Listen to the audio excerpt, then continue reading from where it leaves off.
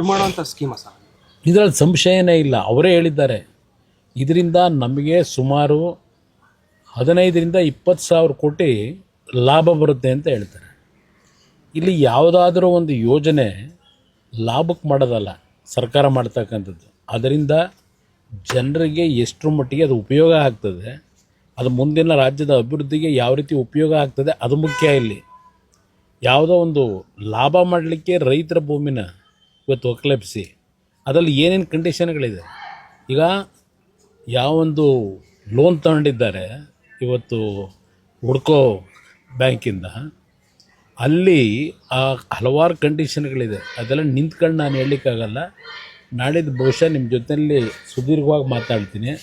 ಅವರು ಇವತ್ತು ಸರ್ಕಾರ ಇಟ್ಕೊಂಡಿದ್ದಾರೆ, ಮುಖ್ಯಮಂತ್ರಿ ಇದ್ದಾರೆ, ಏನು ಬೇಕಾದರೂ ಮಾಡ್ತೀನಿ ಅಂತಕ್ಕಂಥ ಅವರ ಒತ್ತಡತನ ಏನಿದೆ, ಇದಕ್ಕೆ ನನ್ನದೇನು ತಕರಾರಿಲ್ಲ. ಅವ್ರ ಪಾಡಿಗೆ ಅವ್ರು ಮಾಡಲಿ. ನಾವು ಈ ದೇಶದ ಕಾನೂನು ವ್ಯವಸ್ಥೆ ಒಳಗೆ ನಾವು ರೈತರ ಪರವಾಗಿ ಕೊನೆ ಹಂತದಲ್ಲಿ ಹೋರಾಟ ಏನು ಮಾಡಬೇಕು ಮಾಡೋಣ. ಯಾಕೆಂದರೆ ಒಂದು ಉದಾಹರಣೆ ಕೊಡ್ತೀನಿ. ದೇವೇಗೌಡರು 1994ರಲ್ಲಿ ಮುಖ್ಯಮಂತ್ರಿ ಇದ್ದಾಗ ನೈಸ್ ಯೋಜನೆ, ನೈಸ್ ಕಾರ್ಯಕ್ರಮ ಅಲ್ಲ ಅದು, ಅಲ್ಲಾರೋ ಅಮೇರಿಕಾದ ಒಬ್ಬರು ಗವರ್ನರ್ ಬಂದಂಥದ್ದು, ಅವರ ಜೊತೆಯಲ್ಲಿ ಒಡಂಬಡಿಕೆ ಆಗಿದ್ದು. ಅದು ನಂತರ ನೈಸಾಗಿ ಪರಿವರ್ತನೆ ಹೊಡಿತು. ನೈಸಾಗಿ ರೈತರನ್ನ ಬೀದಿಗೆ ತಂದು ನಿಲ್ಲಿಸ್ತಕ್ಕಂಥ ಕಾರ್ಯಕ್ರಮ ಪ್ರಾರಂಭ ಆಗೋಯ್ತಲ್ಲಿ. ಅಂದರೆ ದೇವೇಗೌಡರು ಪ್ರಧಾನಮಂತ್ರಿಗಳಿಗೆ ದೆಹಲಿಗೆ ಹೋದ ಮೇಲೆ ಮುಂದೆ ಬಂದಂಥ ಸರ್ಕಾರಗಳು ಆ ಒಂದು ಕಂಪ್ನಿಗೆ ಪಾಲಿಷ್ ಮಾಡ್ಕೊಂಬಂದರು. ಅವ್ರು ಹೇಳಿದ್ದಕ್ಕೆಲ್ಲ ಸೃಜು ಹಾಕೊಂಬಂದ್ರು ಹೆಬ್ಬೆಟ್ಟು ಹೊತ್ಕೊಂಡು. ಹಾಗೆಲ್ಲ ಇವರೆಲ್ಲ ಪಾತ್ರಧಾರಗಳಿದ್ದಾರೆ. ಇವರು ಅವತ್ತೂ ಸಹ ಈ BMICP ಅಂತಕ್ಕಂಥ ಒಂದು ಇದು ಮಾಡ್ಕೊಂಡ್ರಲ್ಲ ಬೋರ್ಡು, ಅದಕ್ಕೆ ಚೇರ್ಮನ್ ಇವರೇ. ಈಗ ಗ್ರೇಟರ್ ಬೆಂಗಳೂರಿಗೂ ಇವರೇ ಹಿಂದ್ಗಡೆ ನಿಂತಿದ್ದಾರೆ. ಈಗ ಆ BICP ಇದೆಯಲ್ಲ, 1,00,000ಕ್ಕೂ ಹೆಚ್ಚಿನ ಎಕರೆ ಅವತ್ತು ಅಕ್ವೈರ್ ಮಾಡಿ ಅದರ ಚೇರ್ಮನ್ನಾಗಿ ಇದು ಎಲ್ಲಿಗೆ ಬಂತು ಇವತ್ತದು?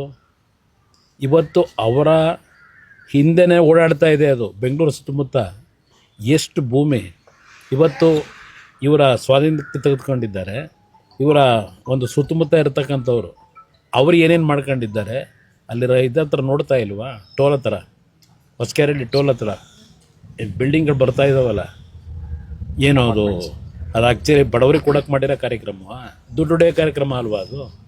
ಸೇಮ್ ಇದೇ ಇವು ಕಾರ್ಯಕ್ರಮವು ಅದೇ ರೀತಿಯ ದುಡ್ಡು ಹೊಡೆಯೋ ಕಾರ್ಯಕ್ರಮ. ರಾಜಕೀಯ ಮಾಡ್ತಾ ಇದ್ದಾರೆ ಕುಮಾರಸ್ವಾಮಿ. ನಾನು ಯಾಕೆ ಇದರಿಂದ ರಾಜಕೀಯದಲ್ಲಿ ಏನು ಸಿಗುತ್ತೆ ನನಗೆ? ಇದು ನಾನು ಭಾಳ ಸ್ಪಷ್ಟವಾಗಿ ಹೇಳ್ತೇನೆ. ಆಗಿದ್ದರೆ 2006ರಲ್ಲಿ ನಾನು 5 ಟೌನ್ಶಿಪ್ಪನ್ನು ಬೆಂಗಳೂರಿನ ಒಂದು ಒತ್ತಡಕ್ಕೆ ಸ್ಟಾಪ್ ಆಗಿ ಮಾಡಬೇಕು ಅಂತ ಹೊರಟನಲ್ಲ, ಅವತ್ತು ಏನು ಮಾಡಿದ್ರು ಇವರು? ಸ್ವಲ್ಪ ಜನಗಳ ಮುಂದಿಡಿ. 5 ಟೌನ್ಶಿಪ್ ಮಾಡಲಿಕ್ಕೆ ಹೊರಟಾಗ ಇದೇ HK ಪಾಟೀಲರು ಈಗಿನ ಕಾನೂನು ಈಗಿಲ್ಲ ಪಾಪ ಮಂತ್ರಿಗಿರಿನ ತೆಗೆದುಬಿಟ್ಟವ್ರೆ. ಅವರ ಅಧ್ಯಕ್ಷತೆಯಲ್ಲಿ ಒಂದು ಕಮಿಟಿ ಮಾಡಿ 5 ಭಾಗದಲ್ಲಿ ಕುಮಾರಸ್ವಾಮಿ ಅವರು ಮಾಡಲಿಕ್ಕೆ ಹೊರಟಿರೋದು ದುಡ್ಡು ಹೊಡೆಯೋ ಕಾರ್ಯಕ್ರಮ, ರೈತರನ್ನ ಒಕ್ಕಲೆಬ್ಸೋ ಕಾರ್ಯಕ್ರಮ ಅಂತೇಳಿ ಮಾಡಿದ್ರಲ್ಲ, ಅದು ರಾಜಕೀಯ ಅಲ್ವಾ? ಅದು ನಾನು ಏನೊಂದು ದೊಡ್ಡ ಇದನ್ನೇ ಬಿಟ್ರಲ್ಲ ಪಬ್ಲಿಸಿಟಿ, ಅದು ಯಾತಕ್ಕೆ ಮಾಡಿದ್ರು? ಅವತ್ತು ನಾನು ಮಾಡ್ಲಿಕ್ಕೆ ಹೋದಾಗ ಯಾಕೆ ವಿರೋಧ ಮಾಡಿದ್ರಿ?